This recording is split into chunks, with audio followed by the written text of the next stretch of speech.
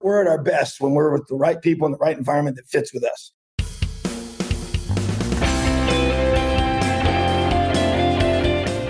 Welcome to Everybody Pulls the Tarp, the go-to podcast for high performers. I'm Andrew Moses, and each week I talk with Olympians, pro athletes, TV stars, Grammy winners, best-selling authors, CEOs, and other high performers to uncover their success secrets. Every conversation is jam-packed with inspiration and actionable ideas we all can apply to our own lives, personally and professionally. Get ready for a behind-the-scenes look at the techniques, processes, and mindsets powering the world's most successful people. Let's go.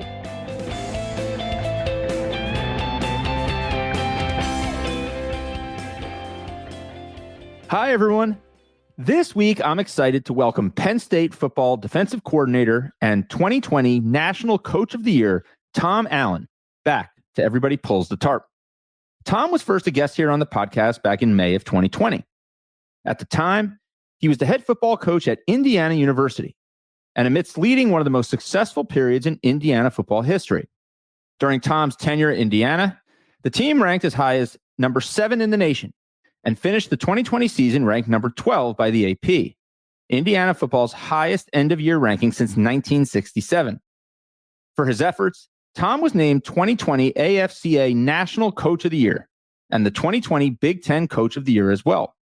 Ultimately, Tom's tenure at Indiana came to an abrupt end a few years later, and in December 2023, he was named the defensive coordinator and linebackers coach at Penn State University.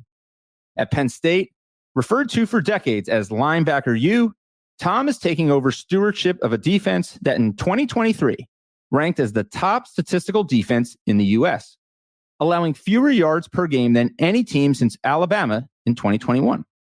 So unlike many coaches and leaders who take on new roles to spearhead a turnaround, at Penn State, Tom is faced with a different challenge, taking a defense that's already performing at an extremely elite level and making it even better. We explored this idea and so much more in the conversation you are about to hear. Tom shared powerful ideas on navigating career transitions, finding opportunities to maximize your strengths, and why the more challenging path for you as a leader is often the best path for the people you lead. Listen, my friends, Tom is a tarp puller in every sense of the word, and I can't wait for you to hear our latest conversation. So let's pull the tarp and get straight to Tom Allen. Coach, where I want to begin, after your tenure ended at Indiana, how quickly did you know that you wanted to get back into something football related? Oh, I would say pretty quickly. You have, it ended abruptly. And so everything kind of, you're going 100 miles an hour and all of a sudden, boom, and change occurs. And so you got a lot of different emotions. I've been there for 8 years and we put our hearts and souls into that place and so much love for the people there and the whole state. That's my home state. And so many great people that were there and all the players and the coaches and everybody you're part of. So it's emotional, to have that separation. But at the same time, it's after you get a few days and got a chance to kind of process everything. And I had several different thoughts in my head about what I may want to do. And I will say that this is the part I did know. And I told my wife, I said, I just want to, I felt like I wanted to keep doing what I was doing. And it really was thinking more defensive coordinator. Was really kind of that's where my heart is. And that's where I feel like is my strength. And so I just want to make sure I go to a place that loves football, and that's a priority to the whole community, university, everything. That was kind of number one. And then just from there, you just try and find the best fit. But I would say probably pretty quickly, we actually tried to get away a little bit. And then the news broke of Coach Diaz and his situation and the opportunity he was given. And so Coach had reached out, kind of gave me a heads up even before that, just because obviously those things are anticipated once they occur. And so we were getting away a little bit, and that ended pretty fast once the text and the phone call started coming from Coach Franco. So, but bottom line is that, I'm a football coach and I feel like I got a lot of really good years left in me, and I was excited to be able to look for new opportunities. As a Penn State alum, I am excited and know that you have a ton of great years left in you, and I couldn't be more excited. I'm curious, Coach. You mentioned there, your heart truly being into being a defensive coordinator. Yeah. And was there a moment during the time as head coach at Indiana where you realized that I may love this head coaching piece, but there's something about being a defensive coordinator in my heart that I miss not getting to apply myself towards every single day? Was there a moment that you recall that you came to that realization, or was that after? Well, yeah, I think so, because I think, and I would say especially in these last few years, as it's got more complex to be a head coach at this level, and all the variables, the portal created so much movement and roster management issues and challenges that created more time demands from a head coach. And then the NIL piece several years ago and how that created, and those things, they pull you away from being able to have the time to spend on watching film and scheming for defense, And so I just felt you find yourself getting further and further away from really that. I kind of look at it like this. There's two things that I probably love the most about coaching football. Number one is the relationships with the players and being able to truly get to dive into their lives. And as a head coach, there's just so many directions you're pulled that I still tried to do that, but not near to the level that I could when I wasn't the head coach. And then number two is just defensive scheme and the chance to just, in the offseason, go and study and meet with staffs and share ideas and grow things in that area. And then during the season to be able to truly have the time to call it. Because I always say, calling a defense, calling offense are a little bit different. And there's so much film you have to watch to call a defense because you're trying to anticipate all the possible things that they may do. Whereas offensive, you're kind of dictating and you're calling things and you're setting the tempo for things, and the defense has to react to what you do. Whereas defensively, you got to have answers for all the possible things that might happen. And so I just think it takes a lot of time to watch all that film. So you just find yourself having less and less time to do those two things, probably the two things that really drew me to this profession, drew me to my love for coaching. And I love that role of being able to truly just focus on those things and let the head coach take care of all the stuff that may not be quite so much fun. As all of the NIL stuff was unfolding and the transfer portal stuff was unfolding, I was thinking about a lot of the coaches that I've had the good fortune of getting to know over the years, but you were one that kept coming kind of to the top of my mind because I know that everything that is inside you is built around relationships and enduring genuine relationships with people. And I'm just curious, how in this portal environment and NIL environment are you able to lean into relationships and build those genuine relationships when it seems like there's so much other stuff in the orbit than there had previously been? Yeah, I just think it makes it way more challenging. I don't think it lessens its importance, and it definitely doesn't lessen how much I care about it, but it definitely makes it way more challenging. And I've had a lot of conversations with some other coaches that have a similar philosophy about why we do what we do. The transactional part of what it's become is hard for me to kind of accept in some ways. And I don't want to coach that way. I want to transform lives. I want to be able to make an impact that's way bigger than the game of football, because the game of football is played in this window of time that a young man has, and eventually it ends. It ends for all of us. And so if all I do is just make you a better football player, which is obviously a very important part of what I do as a coach, and it's definitely an important component to it. But if it's all I do, it's just not enough, because it has an end to it. And I just think I think that helping a man develop as a player, as a person, those two things run on parallel tracks. They don't run on going opposite directions. I think you can do both at the same time. But when you have maybe less time with a young man in both recruiting and as well as being with them, that makes it more challenging. And building a team that's based on a really strong culture, when you have more turnover in your roster, it's harder. It's harder to do that. And so you kind of almost have to have a 1 or 2 year mentality at certain places, because you do have the turnover that makes it challenging. So I just think that we have to adapt, because obviously these changes have occurred in college sports, and they've now changed the way teams are built. But at the same time, though, I also think there are certain places maybe you can find that have that ability to attract a certain young man to your team and then to keep him here. at that team. And I think that you have to have the resources to do both. That's really important. And so I feel like that, I think that I found a place like that here at Penn State where we don't have the roster turnover. I mean, we've had a few guys we've added via the portal, but not a lot. Because obviously if you keep the guys, and we just signed 25 high school players, in this last recruiting class. And that's even unusual to have that many guys out of high school that you take every year. But that's the philosophy here, to be able to do that, attract really, really talented players and develop them. And then obviously if they stay and allow us to develop them, you won't have the need to be able to replace. So I think those are variables that you go into when you look at the new landscape of college sports. And to have a new team every year with that many guys, I mean, I just think it's really difficult to get to know them, to have that relationship piece that is so important. Yeah, you got to adapt if that's what you find yourself in, but there's no question that it's made it much more challenging. You talked about some of the things that attracted you to this opportunity.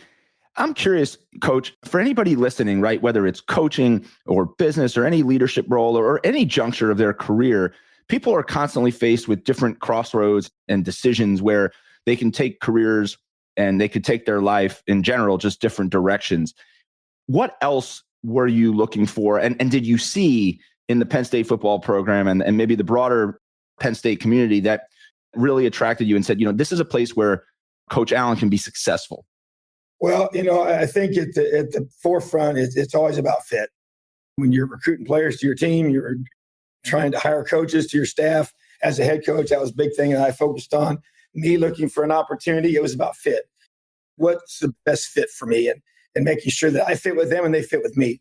And I think even just in the interview process, that if you want to call it that, with Coach Frank that we went through, which was not short, but at the same time, it was the big goal was that, was the fit part, both directions. And we talked about that from the very beginning. He and I first started talking about this opportunity. But the thing that stuck out to me, about Penn State is you got to be able to go to a place where you can just be who you are. You got to be able to be, we're at our best when we're with the right people in the right environment that fits with us. I think that's both true for players as well as coaches. And I think in any profession. And so to me, I needed to find a head coach. When you're not the guy in charge, I got to work for a head coach that I fit with and that fits with me, and that I can be able to be who I am and allow me to be able to take the role that I'm given on that staff and to maximize that role. Man, I got to be able to be, and the strengths that I have can be maximized. And so to me, I felt like I could do that here. When you just think about just the history of the type of players that have come to Penn State, just tough, hard-nosed guys that represent Penn State football from way in the past to the recent past to the current to the future. And I think you see those common threads, and there's just a blue collar mindset of just work. And that kind of has defined my career, just from starting from high school and then going to college and starting at Division III and just kind of working our way through the process and just having to have a lot of grit. I think this program has grit and toughness to it. And I think that's not just now, it's been in the past as well. And there's been some adversity in the past, and it's had to be, and it's kind of really, really strengthened the program moving forward. And just kind of sometimes those things are hard and tough, and you work through it, and you usually come out of it stronger and better because of it. So I just think there's just part of the country. I'm a Big Ten guy. I just feel like that's how I was raised in that part of the country. And I just, I knew the conference well. That was kind of part of going into this decision. I had other opportunities for sure that I could have gone to, and to be able to bring that strength to here and be able to know the teams I'm going to be playing. Been in this conference the last 8 years. That was another variable that was appealing to me, and also just might have mentioned it, but just a place that loves football. A place that it's the passion of the university, of the fan base. And you don't have to take long to figure that out here. Just the attendance at the games is unbelievable. The atmosphere at the games, just the amount that is pouring into football here, how important it is to everybody is obvious. The very first person I met with was Pat Kraft when I came to interview here. I got off the plane, got in the car, and I drove right to his office. And just his leadership and his passion for football here, and just the alignment with the administration and everybody that's part of the university and their love for football. So those are the things that kind of stuck out to me. And then probably at the end of the day, you got a place that, is linebacker you, and I'm a linebackers guy. So it doesn't get any better than that. And a place that has played great defense for a long, long time. So it just seemed like the right fit. And we obviously prayed about it and as a family and just really did a lot of phone calls and questions. And it just, it felt right. And I'm so thrilled to be here. You talk about the blue collar mentality and the work ethic. And that's something that when I think about you and watch you on the sidelines and hear you speak off the sidelines, I know is just such a through line for your life and your work and your career. I'll never forget the stories that you told me during our first conversation back in 2020, back earlier on in your career when you didn't have all the personnel and you were part of programs without the big budgets that Big Ten programs have these days. And you were painting the lines, cleaning the toilets, serving as the academic advisor, doing whatever it takes, as I call it, pulling the tarp, living that everybody pulls the tarp mindset. And that's something that during my time living in State College and being a student as part of the Penn State community, doing a variety of different nonprofit work in the surrounding community over the years, like I did for 10, 11, 12 years after, and then now getting a return as an alumni and being involved in something that you see. But you also see that Penn State work ethic, that blue collar mentality in boardrooms, in offices, in businesses all over the country and the world. And I think there's a reason why we love our football at Penn State. And I don't just think it's because the team is very successful. I think we love our football because the fans, the students, the alumni, the community can really identify and connect with the way the Penn State football team goes about its business. And I know you don't take stewardship of that lightly.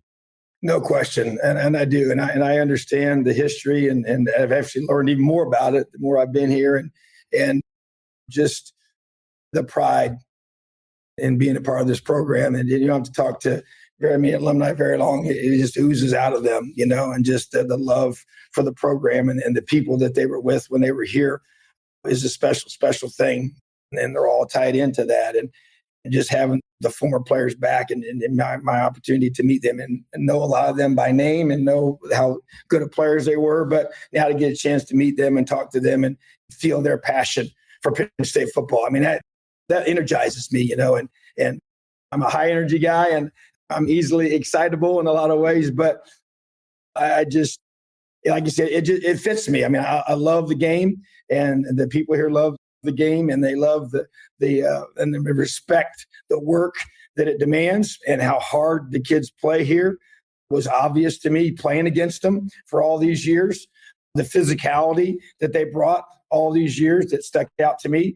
And now I'm seeing it in practice every day and how that's built and developed. But it's also, it's how you recruit to that as well and the kind of young men that we attract here. And so I just think you feed off of that.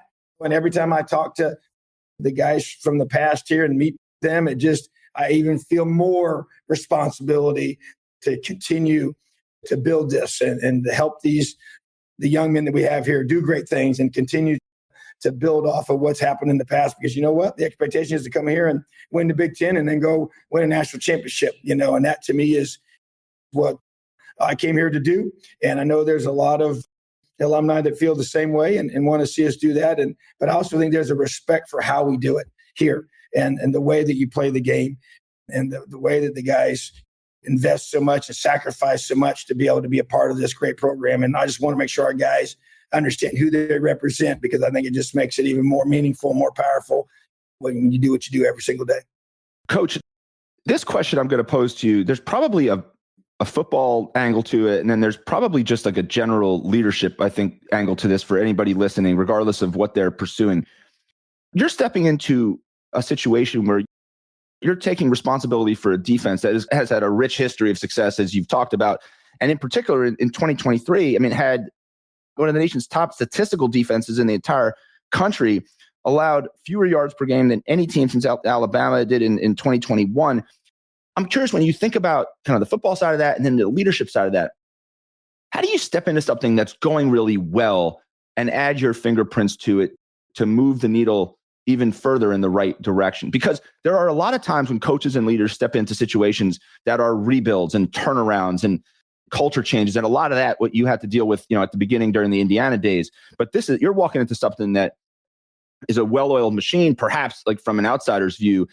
How do you put your fingerprints on it without disrupting it too much and then take it to an even greater height? Yeah, I think it's a great question. And it's obviously something that I had to evaluate when I chose to come here, because those things that you just stated are pretty well documented, and I knew that. And I think even Coach Franklin, as we talked through this, I think that was from the very first conversation that we had was like, hey, you know what? We obviously got a really good thing going right now defensively, and then how can we make it better? And to be able, because you can't have the mindset, and this is the leadership part, that hey, let's just keep it the same and everything's just going to be, what we did last year, keep doing that all over again. And let's just make sure we just keep it as it's been. And you got to find a way to keep making things better. But that doesn't mean that you change things holistically and wholesale. And so obviously when you go to a place that's been having a lot of success, you're probably going to be less likely to make as many changes. But at the same time, I have to feel good about that, and that was a really big part of the evaluation process for me going in, and as well with Coach Franklin and making this decision for him and his program at the time about who he would choose to be in this role. And so I had to feel great about, hey, so I spent a lot of time just evaluating what Penn State was doing defensively. And to be quite honest with you, once I chose to come here and continue to evaluate things more and more and met the coaches and because I'm the only new guy of all the on the field coaches. Everybody else is the same. A lot of the same players are back. Yeah, we lost some really good players and they got drafted and they're going to be playing on Sundays, and that's awesome. And we do have a new team. And you always say every year is a new year and a new group of guys and a new chemistry. And so that part is new. But what isn't, there's all the guys coming back that had a system that they believed in and executed well. So even though we were obviously going to make some changes from a terminology perspective, I chose to, me to be the person to learn a new way. Even if we did some things a little bit differently, I want to observe a lot of things, because a lot of things that Penn State was doing was very similar to what we've done. It's definitely conceptually where I've been. And now that alignment obviously probably caused me to feel, and for Coach to feel like there was a good fit there, that it wasn't just some wholesale different approach to how you play defense here compared to what I would bring in certain areas. So to me, I chose to be able to adapt to and keep all the terminology as what they're used to. And I think that helps your players. That helps you be able to probably have a faster rate of a modification for things when you get into spring football. And I think that was a very positive thing to do. And I'm glad we chose to do that. So, and then there for the things that you do decide to adjust and change, you just got to figure out, without giving things away or whatever about what we're doing schematically. I think bottom line is that you're trying to do, hey, what's best for Penn State? Not what's best for me, not what's easiest for me, what's best for Penn State and this football team. And that's what we're trying to do in the whole process. And I think that's how you have to look at it from a leadership perspective, is what's best for the players and what's going to allow them to continue to grow and develop and within still being who you are. You can't try and be somebody else. I think that's a big mistake a lot of guys make in leadership. You got to be who. That's why I said you got to make sure you get to a place where you can be who you are under the guise of that structure and the leadership of somebody else, because obviously I'm working for Coach Franklin and his program now.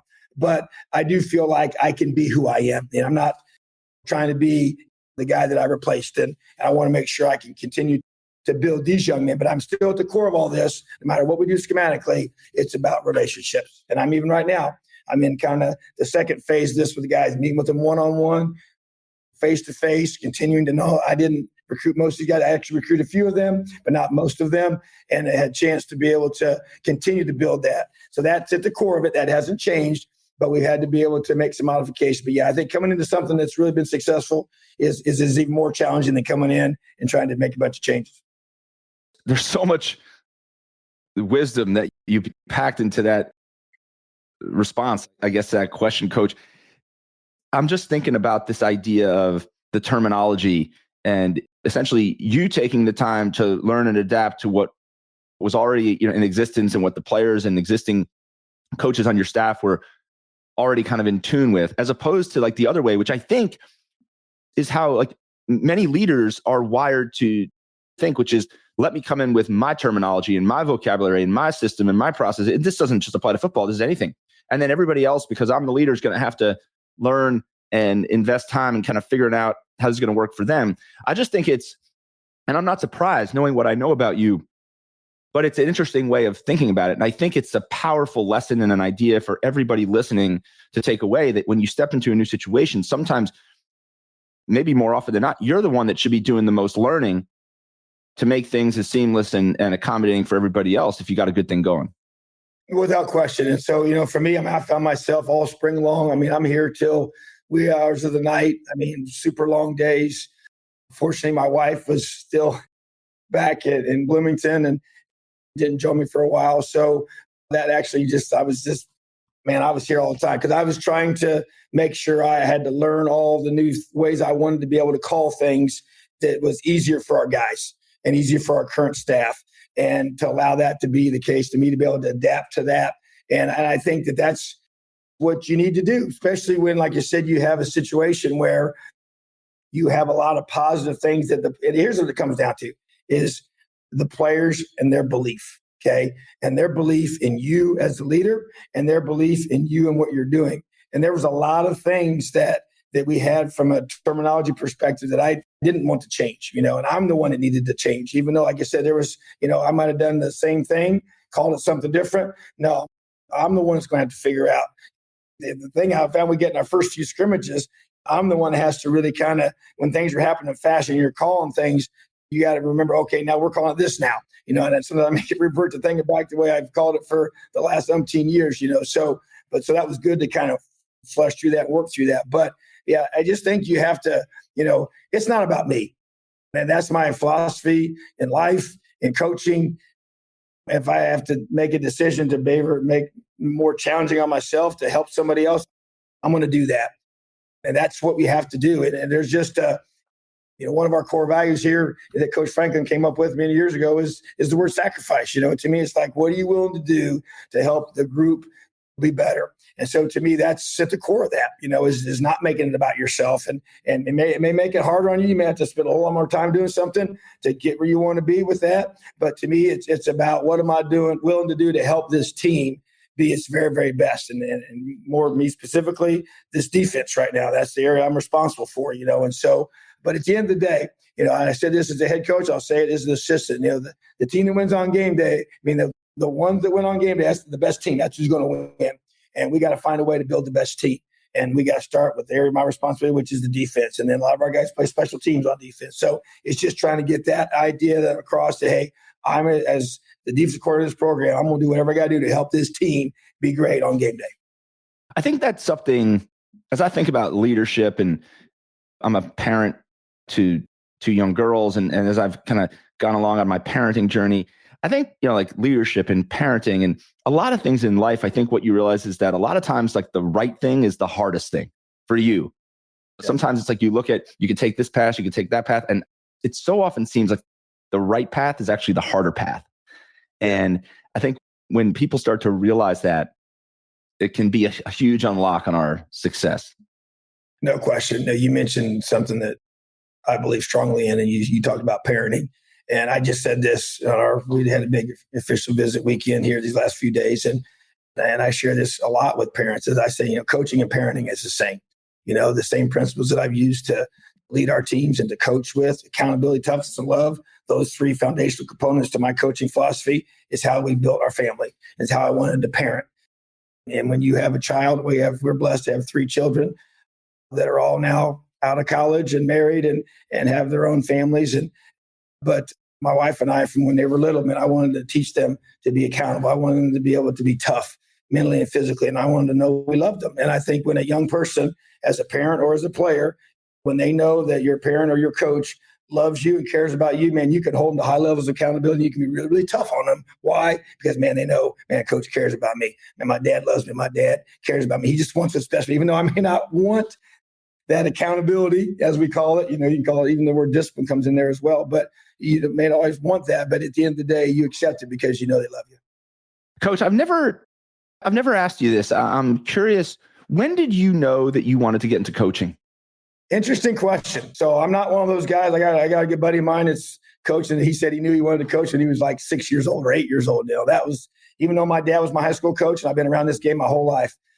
When I went to college, I went to study business. I was a major in business and I wanted to be an accountant. As crazy as that might sound, but so I would say this. So I did not make the decision to coach until after my freshman year of college. So I just started really thinking, and I love accounting. I love numbers. I love finance. I love all that stuff. I love studying. I used to do my tax until it got complicated these last several years. But I did my taxes everywhere we went. One year I had to file taxes in 3 different states because we lived in 3 states in one calendar year coaching this crazy game of college football. But that's what I wanted to do. But then I started to think, and I just started really doing some kind of reflecting about what do I want to really do with my life.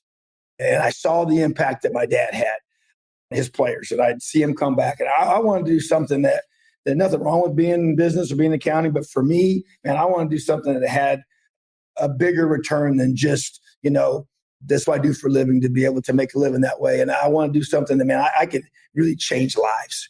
And that was it. And I just felt like, so what I did, I switched, I changed my major from business to business education. So I actually taught accounting and I taught business classes, and I got my licensing in that and then became a coach, and so I just made that decision there, so I would have been 19 years old probably at that time, 20 years old, and made the decision to be able to go that direction.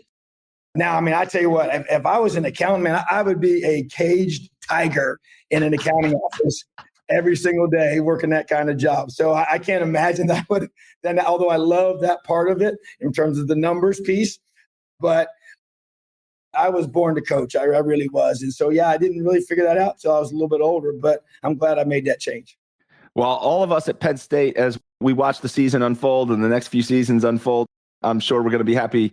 We're all going to be happy that you made that decision as well. I'm curious, you talked about transitioning to business education and teaching. Was that the moment that maybe you realized that you had exceptional communication skills? Because I would consider you to be somebody who has exceptional communication skills. And I would imagine that a part of that is a talent and ability that you have. And it's also something that you've developed very intentionally over the years to be a great communicator. When you first had the opportunity to teach and learn that side of a profession, is that where you identified that you were a really good communicator, or was it before or later? Well, I think, because I've always kind of thought this through from a leadership perspective as a player. I felt like looking back, I was real quiet in high school. And matter of fact, I spoke at an event once when I was at my previous job, and it was in my hometown. I had some of my former teachers came to listen to me, and they kind of came up to me afterwards like, we never heard you say like 5 words in our class. And it's like, what an unbelievable, but so I'm like, well, you just kind of grow up. And I felt like that I wasn't a strong verbal leader in high school, which I wish I was probably more of that. But in college is where that kind of started to change. And your confidence kind of grows. And I was always a linebacker, so I was always the guy, kind of in front of the defense. And that kind of positioned me for that. And I started embracing that at that level. And for whatever reason, I think kind of a light kind of flipped for me, a switch for me to be able to be in that role. Matter of fact, I had I'll never forget this. I was at a game playing in college, and I had an official come up to me afterwards. And he grabbed me, and I was 44 was my number. He said, "Hey, 44, come here." And he said, "You are one of the best leaders I have ever witnessed in a huddle." And he just wanted to let me know how impressed he was. So I never forgot that. I didn't think anything. I was just trying to be myself, but just running that huddle, that was back when we all used to huddle.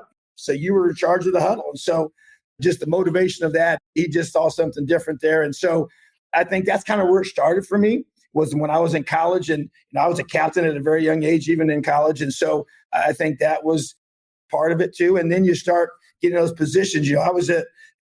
When I first started coaching, I was 22 years old, my first job, and then I was 23 year 2 and got named head coach that second year. So I was a 23-year-old head coach of a high school football team in the state of Florida, and super young, and kind of thrust into that leadership role there, and loved it and was excited. I didn't know a whole lot about what I was doing. I just knew I loved these kids and I believed them, and they just responded, and so, but then as I even got into more coaching, I actually went the route of, I thought for a while I was going to be a high school principal or superintendent one day. I got my principal's license. I was a high school teacher and coach for 15 years. And in that window of time, I got the licensing and all that. And I was kind of like thinking that might be what I do. So I've always kind of been in that leadership mindset for sure. And I think there's no question that's kind of a natural thing for me. And kind of been those positions. How about this? So I've been a head coach 3 times. And all those 3 situations, they came to me and said, we want you to be our next head coach. I've never gotten a head job where I was just on the outside coming. It was always been in those situations. And that's no different at Indiana.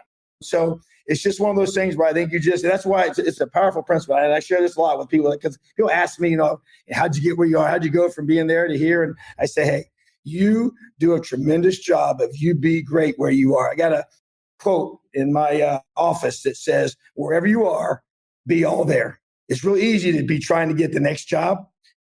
Man, I learned it. My dad was big. Man, you go be great wherever you are. And the good Lord's going to allow you those opportunities in the future when you do a great job where you are. And so that quote continues to say, it says, wherever you are, be all there. Live to the hilt, whatever situation you believe to be the will of God. So for me, it was, man, I was going to love those kids. I was going to pour my heart into them, whether I was at a small high school or small college or big time high school or a major college football, wherever it was, man, I was going to give those kids everything I had. And then when an opportunity was there to be able to move on, then you react to those when they come, but you're not always trying to find that. Some guys have one foot at one job, always trying to find the next job. Man, don't chase it. Don't do that. And I'm telling you, I know it's easy to do that. And I just feel like that I was challenged not to earlier in my career with that. And I would give that advice to other young coaches, man. Just you be great where you are. You pour into those young people, and then your opportunities are going to come. I think that is such powerful advice, Coach, for people who are aspiring coaches, current coaches, leaders in business, entertainment, any category. And just in terms of it's great advice for humanity, for us as humans. I mean, there's so many things that are grabbing at our attention. There's so many, it seems like there's always a ladder to climb. There's always some shiny object over here that we can chase or over there. But at the end of the day, it's about giving your all to wherever you are at the time. And Coach, I know you are going to give your all, and you're giving your all to this role at Penn State. And I just can't wait to watch on Saturdays as all this unfolds. And not only do you help the young men at Penn State to become the best football players they possibly can, but I know you're pouring into them to help them become great leaders and people that are going to contribute to the world in so many positive ways. As I've said before, you are a certified tarp puller, forever a part of the Everybody Pulls the Tarp community. It's a lot easier to root for you now that you're an Nittany Lion coach, but I've always rooted for you and always believed in you. And I just thank you and appreciate you spending a few minutes with me again. All right. Thank you, Coach. Appreciate you, Andrew. It's been awesome. Have an awesome day. Take care. Thank you for joining me this week. Be sure to subscribe in your favorite podcast app so you can catch all of our upcoming episodes. And if you are like me and want a world full of tarp pullers, then leave a review to help others find us. You can also follow me on Twitter at Andrew H. Moses. That's Andrew H. Moses. And be sure to sign up for my email newsletter at everybodypullsthetarp.com/newsletter. I'll share tips and insights to help you achieve maximum success and happiness. Today is a great day to pull the tarp. I am rooting for you. See you next time.